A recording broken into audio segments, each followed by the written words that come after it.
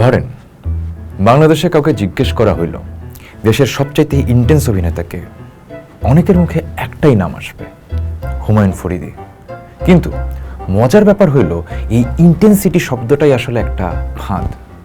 কারণ আমরা প্রায় ভাবি যে অভিনেতা বেশি পাওয়ারফুল সেই বুঝি বেশি রিয়েলিস্টিক বা মেথড অ্যাক্টর, কিন্তু সত্যিই কি তাই? আসলে এই জায়গাটায় আমাদের একটা খুব সাধারণ কিন্তু গভীর ভুল বোঝাপড়া কাজ করে। আমরা অভিনয়কে প্রায় ইমোশনাল ভলিউম দিয়ে মাপি, কে কত তীব্রভাবে অনুভব করলো, কে কতটা ভিতর থেকে ফেটে বের হলো, কাকে কতটা ন্যাচারাল লাগলো। কিন্তু অ্যাক্টিং থিওরির ইতিহাস বলতেছে ইন্টেন্সিটি আর রিয়েলিজম এক জিনিস না, বরং অনেক সময় একে অপরের বিপরীত হইতে পারে। এই কথাটাই সবার আগে দাঁড় করাইছিলেন কনস্টান্তিন স্টানিস্লাভস্কি। তিনি যখন প্রথমবার অভিনয়ের একটা কাঠামোগত পদ্ধতি হিসেবে ভাবলেন, তখন তার প্রশ্ন ছিল খুব নির্দিষ্ট: একজন অভিনেতা কিভাবে truthful behaviour under imaginary circumstances তৈরি করতে পারে। এইখানে ট্রুথফুল মানে লাউড ইমোশন না, বরং একটা অবিচ্ছিন্ন অভ্যন্তরীণ জীবন, যেখানে চরিত্র ধীরে ধীরে ফুটে ওঠে given circumstances, objective, subtext, psychological কন্টিনিউটির ভিতর দিয়ে। এরপর লি স্ট্রাসবার্গ এই চিন্তারে নিয়ে গেলেন আরও ভেতরের দিকে। তার মেথড অ্যাক্টিং এর কেন্দ্রে ছিল ইমোশনাল মেমোরি এবং সেন্সরি রিকল, যেইখানে অভিনেতা নিজের জীবনের অভিজ্ঞতা থেকে আবেগ পুনরায় জাগিয়ে চরিত্রে প্রবেশ করবে। এইখানে মূল লক্ষ্য ছিল অভিনেতার ইগো যতটা সম্ভব মুছে ফেলা, যেন চরিত্রটাই বাস্তব হয়ে ওঠে এবং দর্শক ভুলে যায় যে এটা অভিনয়। কিন্তু মেথড অ্যাক্টিং কোনো একক রাস্তা না, এই রাস্তার ভিতরে ভিন্ন ভিন্ন মতভেদ তৈরি হয়েছে। স্যানফোর্ড মেজনার বলছেন, অভিনয় অতীতের স্মৃতি খোঁড়া না, বরং মুহূর্তের বাস্তবতায় সত্যিকারের প্রতিক্রিয়া। তার রিপিটেশন টেকনিক অভিনেতারে নিয়ে যায় এমন এক জায়গায় যেখানে সে মোমেন্ট টু মোমেন্ট ট্রুথে বাঁচে, যেটা ভাবনা না বরং প্রতিক্রিয়া।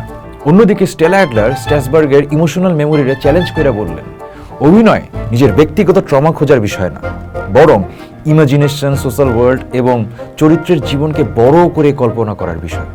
আর বার্টল ব্রেক্ট আইসা তো পুরো খেলাটাই উল্টাই দিলেন। তার মতে অভিনেতা কখনোই দর্শকরে ইলিউশনে ডুবাই দিতে পারে না, বরং তারে বারবার মনে করাই দিতে হবে এটা অভিনয়। এলিনেশন এফেক্ট দর্শকরে আবেগ থেকে সরাই চিন্তার জায়গায় নিয়ে যায়। এই পুরা তাত্ত্বিক পরিসর মাথায় রেখে যদি আমরা আবার হুমায়ুন ফরিদীর দিকে তাকাই, তাহলে শুরুতেই একটা জিনিস পরিষ্কার হয়ে যায়, যে ইন্টেন্সিটির কথা আমরা তারে নিয়ে কই, সেটা আসলে সরাসরি মেথড অ্যাক্টিং এর অনুরূপ না। কারণ ফরিদীর অভিনয় যতই জীবন্ত, শক্তিশালী বা ইমিডিয়েট মনে হোক না কেন, তিনি স্টানিস্লাভস্কি বা স্ট্রাসবার্গ ট্রেডিশনের সেই ইনভিজিবল অ্যাক্টর নন, যেখানে অভিনেতা চরিত্রে সম্পূর্ণভাবে মুছে যায়। তার ভয়েস, বডি, রিদম, পজ সবকিছুতেই একটা কনসিয়াস পারফরমেটিভ প্রেজেন্স থাকে। তিনি চরিত্রের ভিতরে হারিয়ে যান না, বরং চরিত্রায়ন নিজের শক্তিশালী উপস্থিতির ভিতরে ঘটতে দেন।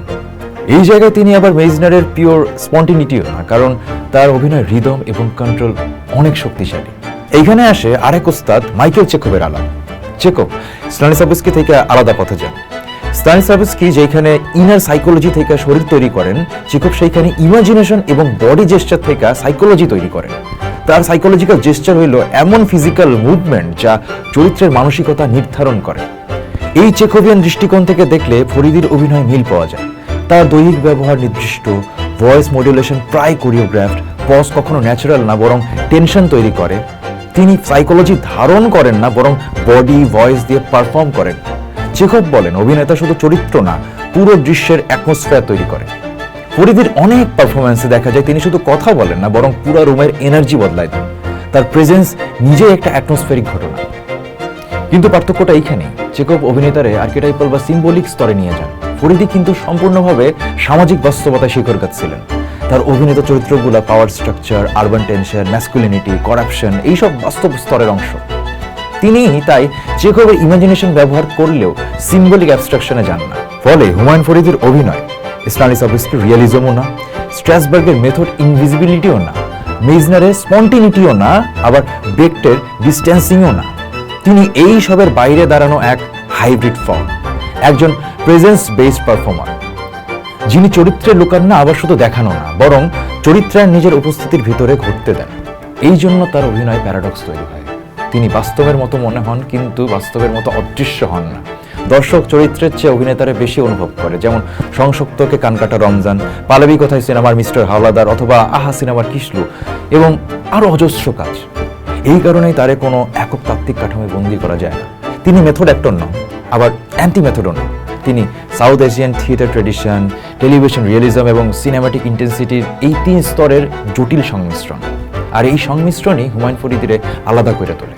কারণ তিনি দেখান অভিনয় শুধু বাস্তবের মতো হয়ে যাওয়া না, বরং বাস্তবে নিজের উপস্থিতির মাধ্যমে নতুনভাবে তৈরি করা হইতে পারে। পোস্ট দেখুন, ভাবুন, করুন। থাকুন পোস্টের সাথে।